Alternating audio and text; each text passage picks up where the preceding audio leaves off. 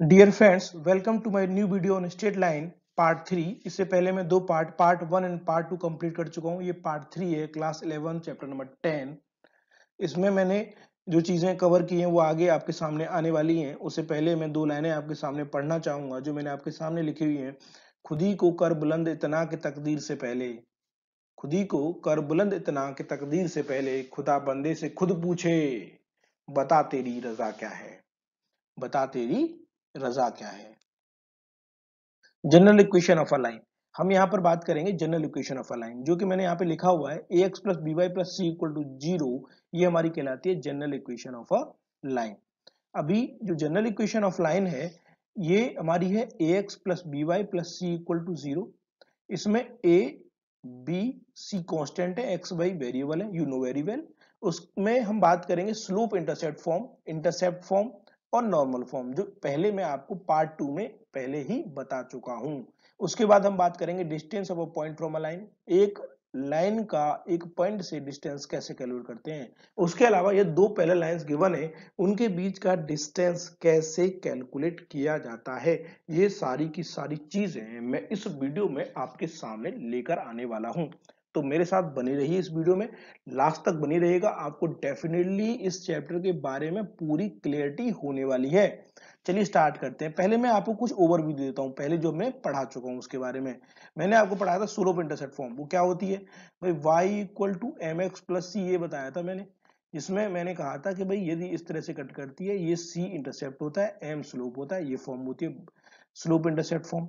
दूसरा intercept form मैंने बताया था x upon a plus y upon b equal to 1, जिसमें मैंने कहा था कि ये दोनों लाइनें हैं, तो ये हमारा ए एक्स पर इंटरसेप्ट होता है, बी वाई पर इंटरसेप्ट होता है। ये बात मैंने बताई थी। नॉर्मल फॉर्म के बारे में बताया था मैंने, x cos theta plus y sine theta equal to p, ये भी मैंने आपको बताया था। तो उन्हीं सभी चीजों को जो मैं आपको ऑलरेडी पहले ही बता चुका हूं, उनको इस जनरल इक्वेशन की हेल्प से कैसे हम इस जनरल इक्वेशन को इस फॉर्म में कन्वर्ट करेंगे। उसके बाद कुछ पॉइंट्स हैं जिनको कैलकुलेट करेंगे, फिर हम कुछ एग्जांपल को सॉल्व करेंगे। उन एग्जांपल की हेल्प से आपको समझ में आएगा कि हमने कुछ चीजें समझी हैं। चलिए बढ़ते हैं आगे। पर बात करते हैं different form of a x plus b y plus c equal to zero. पहला है उसमें स्लोप इंटरसेप्ट फॉर्म।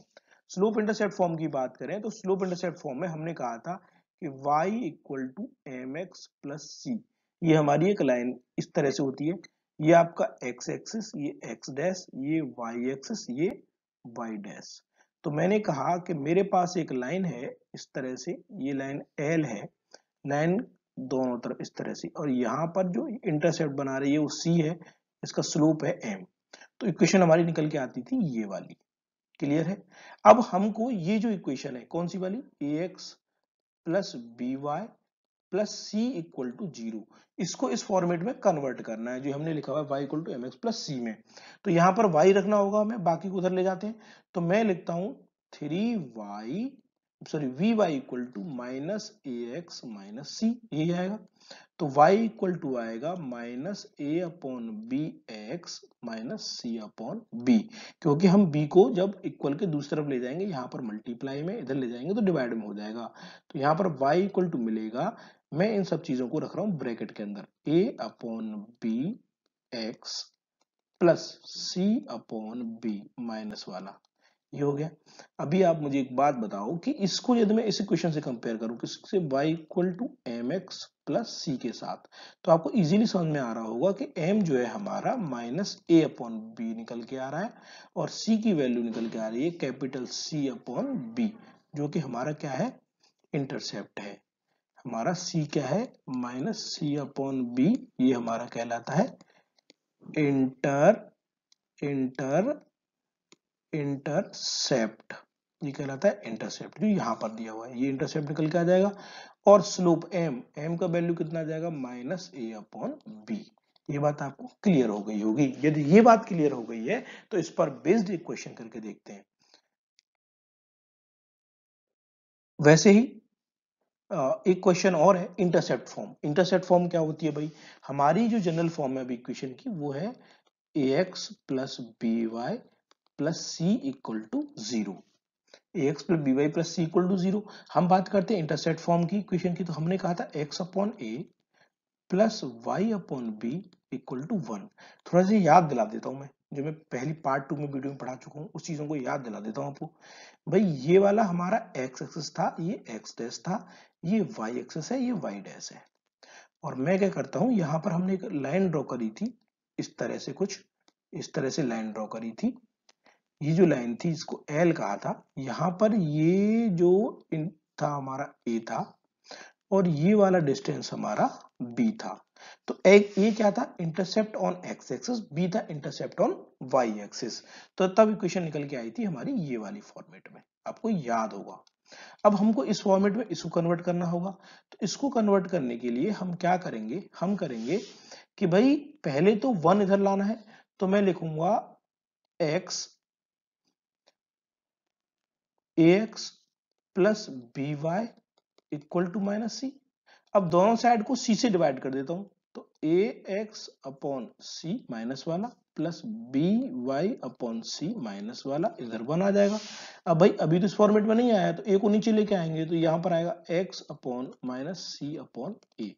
नीचे का मतलब है ये इस तरह से इसके नीचे जाएगा, जब इससे नीचे लेके जाएंगे तो ऐसे ही y upon minus c upon b, y equal to c equal to 1।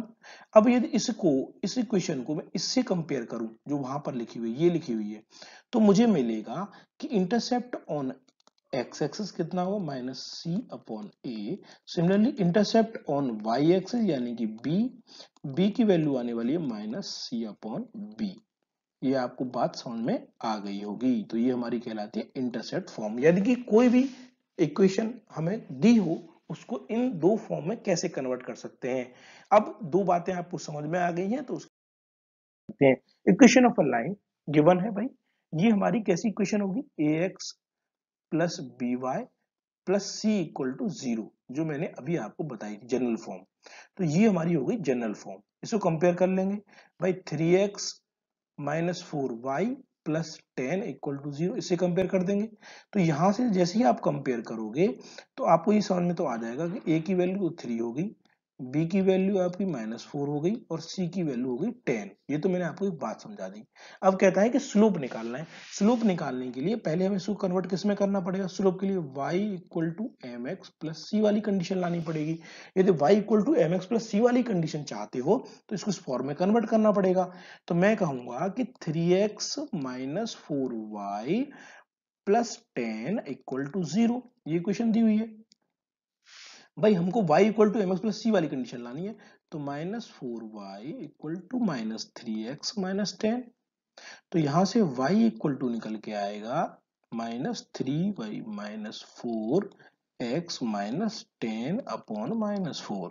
तो y इक्वल टू निकल के आया 3/4x प्लस 5 अपॉन 2। यदि ये आ गया, तो इसको मैं कंपेयर कर दूंगा, ये जो इक्वेशन लिखी, this equation will be compare to this equation, then m is equal to 3/4 यानी कि स्लोप, ये तो हो गया आपका स्लोप। सिमिलरली आपका इंटरसेप्ट c की वैल्यू आ गई 5/2, ये तो ये आ गई। अब दूसरा वो कहता है पार्ट फर्स्ट क्लियर कर दिया हमने, ये हो गया पार्ट फर्स्ट। अब मैं सेकंड पार्ट की बात, x and y intercept, x और वाई इंटरसेप्ट की बात करते हैं।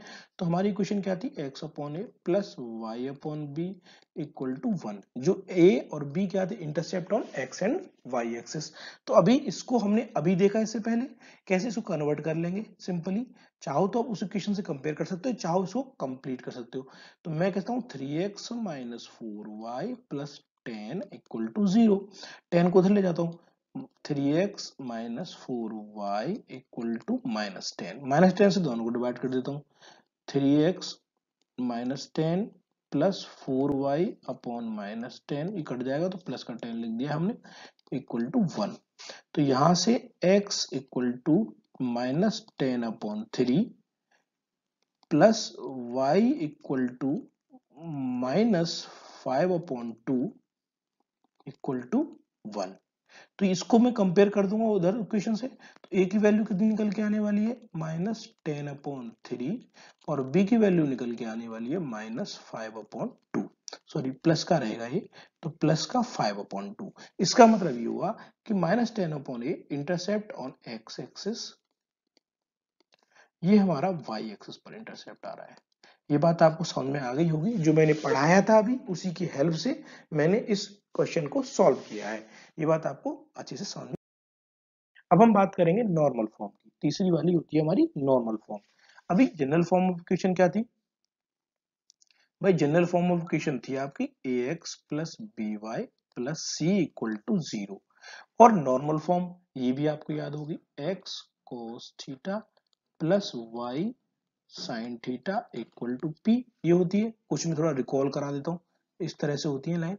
ये आपका y एक्सिस, ये आपका y, y dash, x, x dash, ये थी। ये आपका ओरिजिन कहलाता है। तो हम इसको नॉर्मल फॉर्म, जब हम नॉर्मल फॉर्म की बात करते हैं तो हमने कहा था कि यहाँ पर एक लाइन है L, और इसका डिस्टेंस यहां से ये एंगल थीटा बनाती है, ये P है। तो हमने कहा था यदि ये A है तो ये जो डिस्टेंस, ये P जो डिस्टेंस है, उस तरह से हमने कैलकुलेट किया था। तो ये इक्वेशन निकल के आई थी हमारी, अब आपको याद आ चुका होगा। अब इस फॉर्म को, जो जनरल फॉर्म है इक्वेशन की, उसको इस फॉर्मेट में कन्वर्ट करना है। तो कन्वर्ट करने के लिए हम क्या करेंगे, इसको इसमें कन्वर्ट करने के लिए भाई सिंपल सा है कि यदि दोनों इक्वेशन सेम है, ये वाली और ये वाली दोनों सेम है, तो मैं ये कह सकता हूं कि a upon cos theta equal to y b upon sine theta equal to c upon p, c upon p, c कैसा, माइनस का। तो यहां से मैं यदि cos थीटा निकालूं तो पहली दो को कंपेयर कर दूंगा, इस वाली को, पूरी इक्वेशन को इससे कंपेयर कर दूं, तो यहां से cos थीटा आ जाएगा। तो cos थीटा जब आप कंपेयर करके निकालोगे तो AP अपॉन सी, AP अपॉन सी, तो माइनस का आ जाएगा। ऐसे ही आप साइन थीटा निकाल दोगे, साइन थीटा निकालोगे तो साइन थीटा निकालो तो माइनस BP अपॉन सी। आपको एक ट्रिग्नोमेट्री में एक वैल्यू पता होगी, sine square theta plus cos square theta equal to 1 होता है। तो मैं स्क्वायर करके ऐड कर देता हूं। तो मैं स्क्वायर करके जब ऐड करूंगा तो minus AP upon c whole square plus BP upon c whole square equal to 1। तो यहां से आएगा a square p square upon c square plus b square p square upon c square equal to 1। तो imply that, इसको यहां solve करते हैं तो यहां से ये बात समझ में आ जाती है। सी इधर नीचे है, दोनों जगह है, तो सी इधर c square equal to a square p square plus b square p square.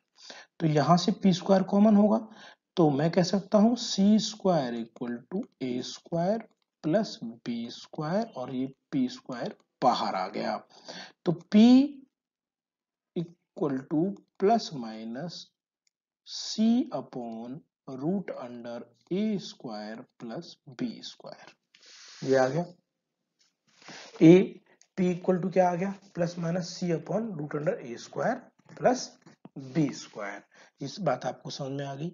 यदि ये बात आपको समझ में आ गई तो इसका मतलब ये हुआ कि जो हमारी जनरल इक्वेशन होती है वो, उसको हम इस फॉर्म में इस तरह से कन्वर्ट कर सकते हैं।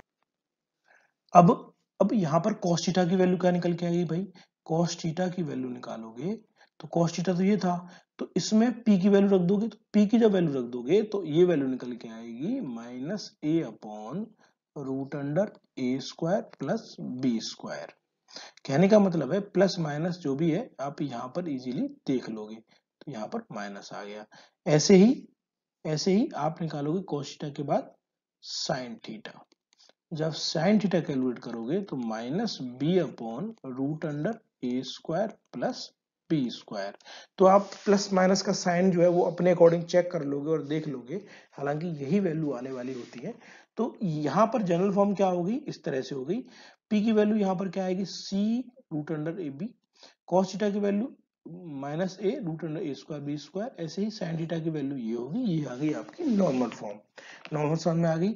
इससे इस नॉर्मल फॉर्म की हेल्प से क्वेश्चन करते हैं यहाँ पर।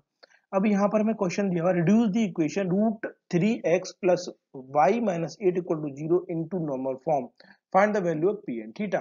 पी और थीटा की वैल्यू भी कैलकुलेट करनी है। चलिए बढ़ते हैं इस क्वेश्चन को सॉल्व करने के लिए। तो हमारा क्या था, ax plus b y plus c equal to 0 general form थी। इक्वेशन क्या गिवन है, √3x प्लस वाई माइनस 8। इसको कंपेयर करूं तो a की वैल्यू क्या आने वाली है, √3, b की वैल्यू क्या निकल के आने वाली है 1 और c की वैल्यू क्या निकल के आने वाली है -8। क्लियर है। अब पहले मुझे भाई पहले मैं बता देता हूँ जनरल फॉर्म क्या होती है, x cos theta plus y sine theta equal to p। तो भाई cos थीटा का मतलब हुआ, cos थीटा हमने अभी निकाला था a upon root under a square plus b square, यही था। यदि ये था तो यहां पर हमको रूट अंडर कॉस्ट ए, तो ए का वैल्यू कितना हुआ भाई, √3 और ए का वैल्यू √3 का स्क्वायर प्लस 1 का स्क्वायर, ये रूट अंडर में। तो यहां से आएगा √3/√4, तो यहां से वैल्यू आएगी √3/2, √3/2 आ गई।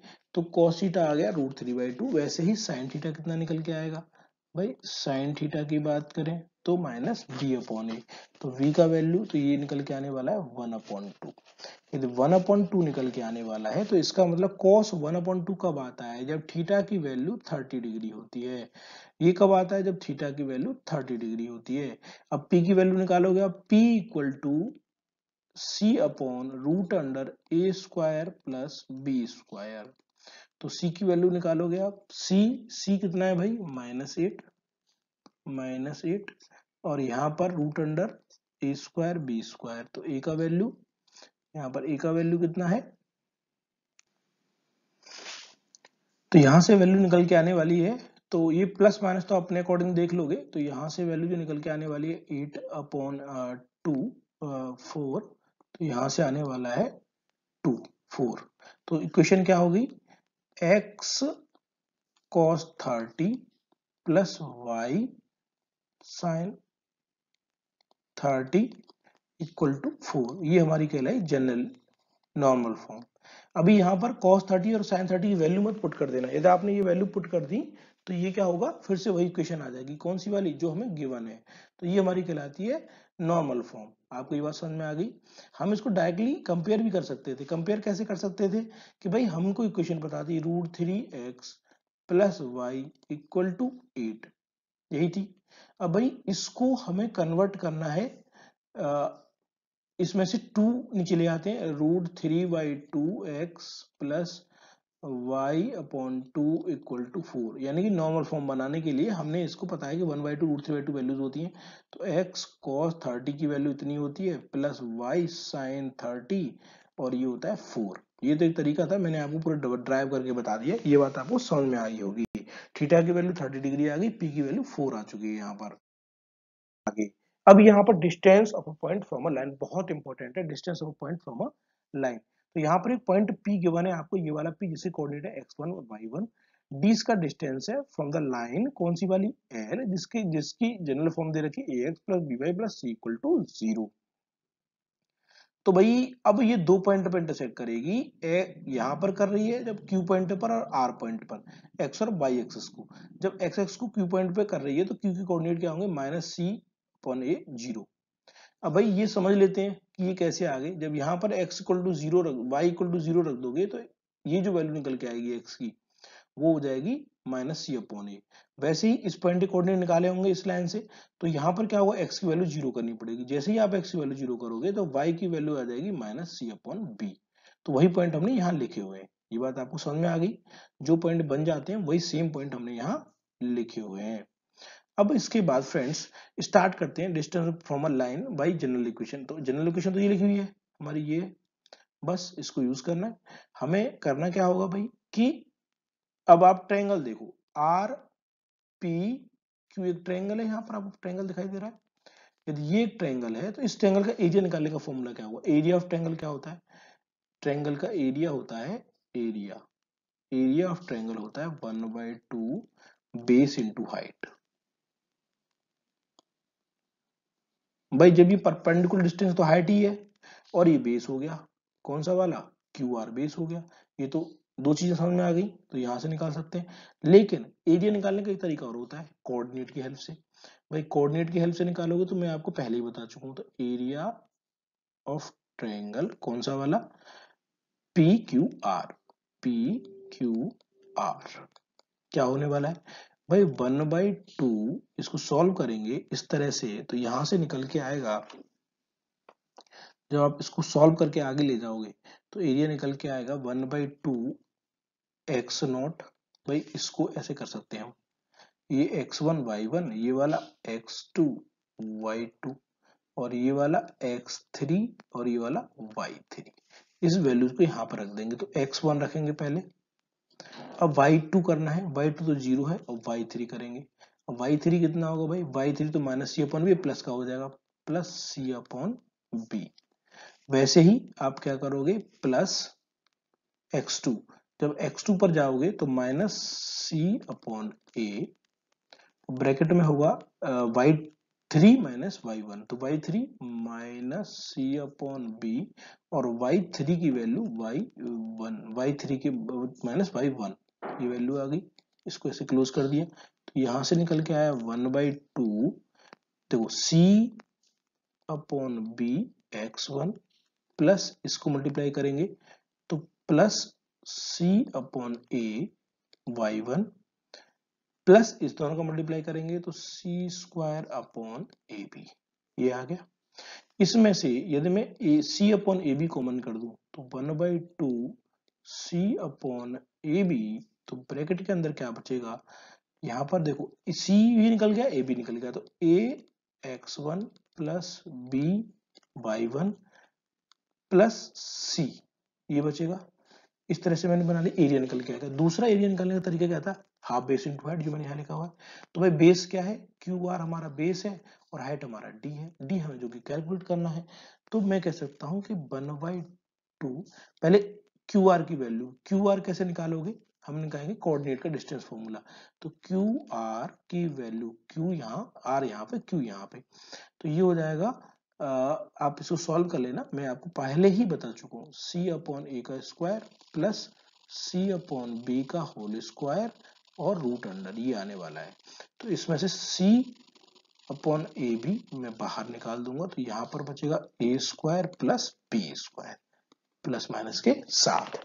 अभी क्या करेंगे, अब यहाँ पर दोनों को कंपेयर कर देंगे, एरिया, ये वाला एरिया यहां से लिखा हुआ है 1/2 बेस क्यू आर की value c upon a b mode में रहेगा ये, और root under a square plus b square equal to into d equal to, अभी यहां निकाला 1/2 c upon a b root mode में a1x plus a x one plus b y1 plus c, ये आ गया।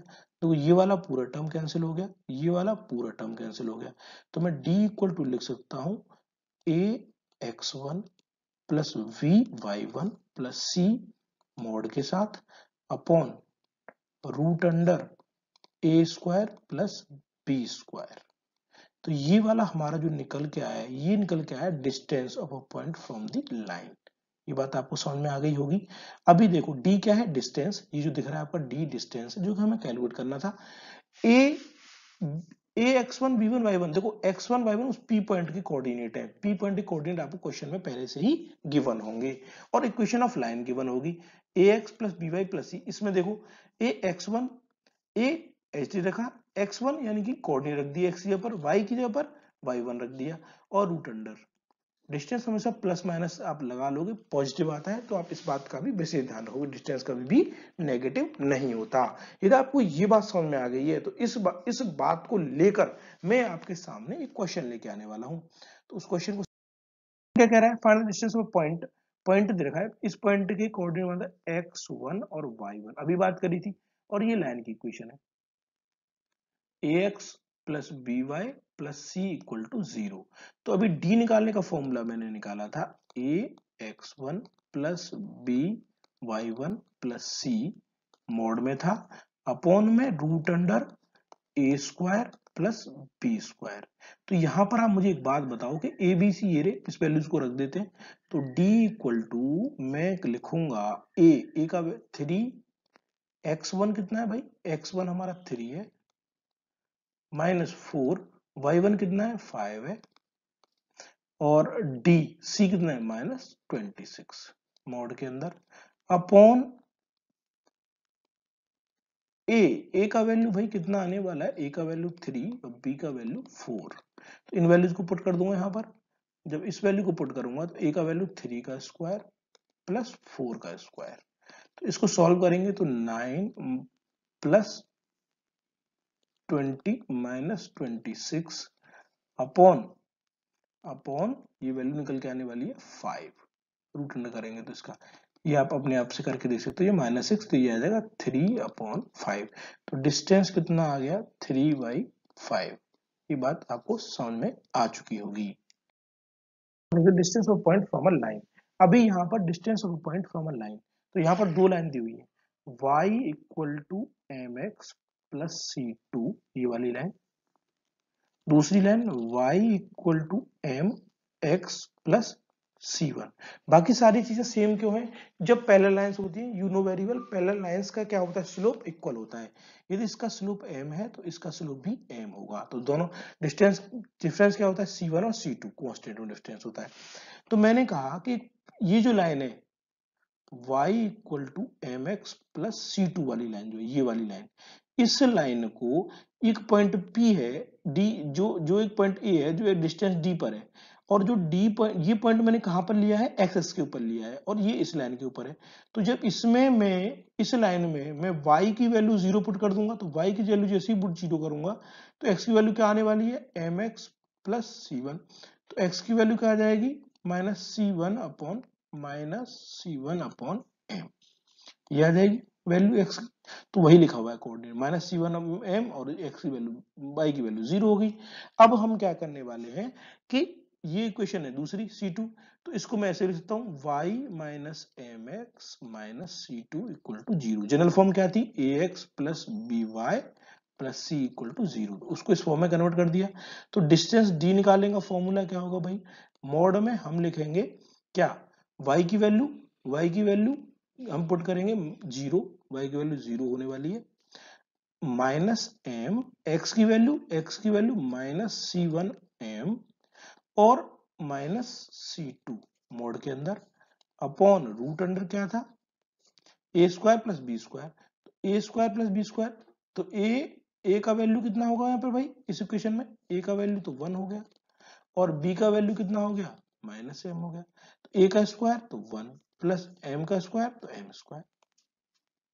तो डी का जो वैल्यू आपने निकाला, तो इसको ये तो इससे कैंसिल हो गया, माइनस से प्लस हो गया, C1 माइनस C2 मोड के अंदर, और root under 1 plus m square. M क्या है, स्लोप है, यहाँ पर C1 C2 क्या है, कॉन्स्टेंट्स है।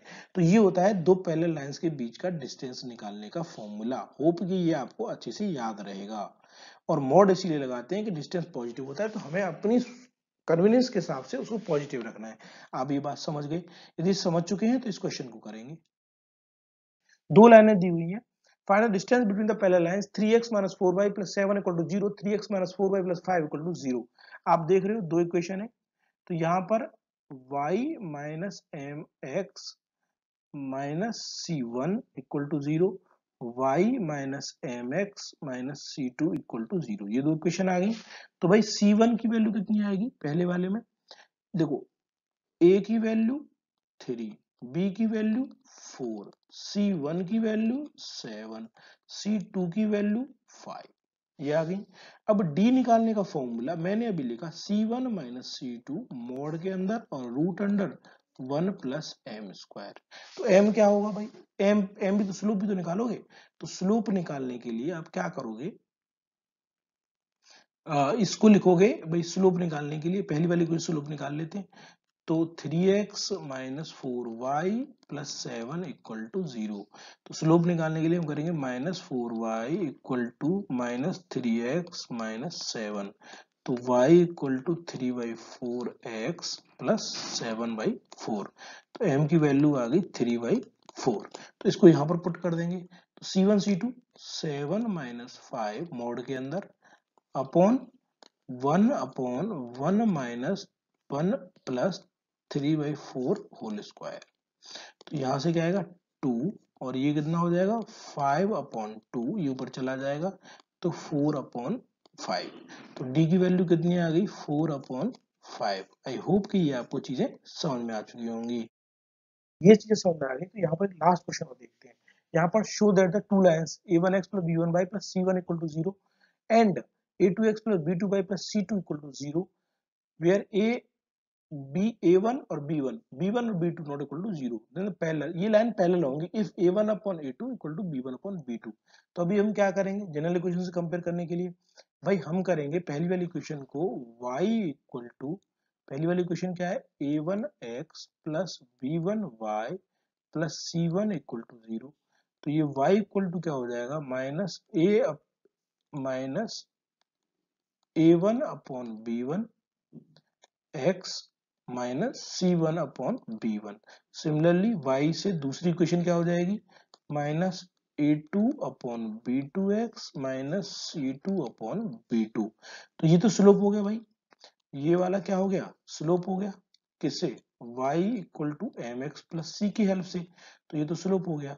और लाइन कैसी हो parallel, if lines parallel, if lines are parallel then their slopes कैसे होते हैं इक्वल होते हैं, इक्वल होते हैं यानी कि m, यानी कि इसका स्लोप